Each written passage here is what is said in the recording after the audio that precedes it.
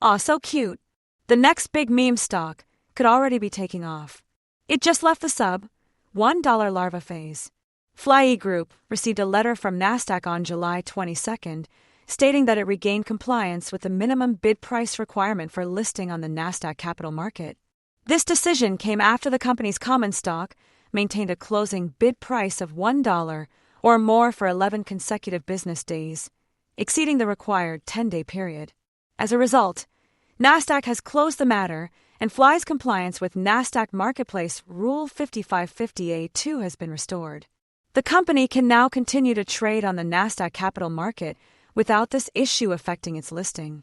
FLYE has struggled since its IPO last year, but its latest financial results for the fiscal year ended March 31, 2025 showed net revenues of $25.4 million, a decrease of 21% from $32.2 million in FY 2024.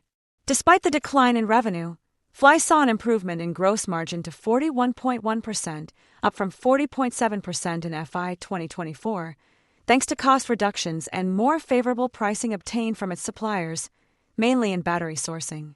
The company's gross profit was $10.5 million, a decrease of 20.3% from $13.1 million in FY 2024.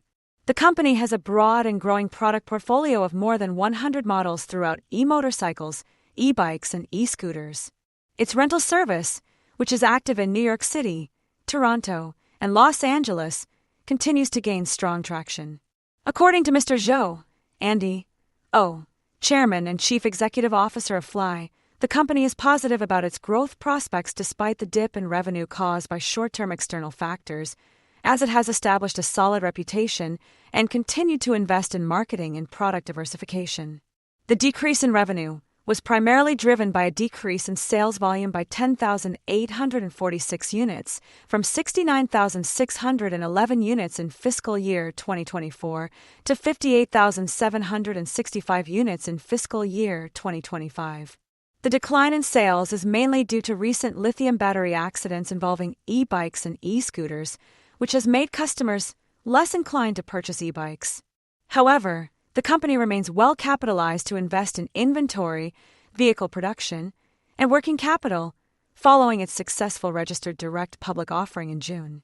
Looking forward, FLYE Group Incorporated remains focused on improving product safety, expanding its geographic reach, and investing in digital platforms to enhance the customer experience and operational visibility.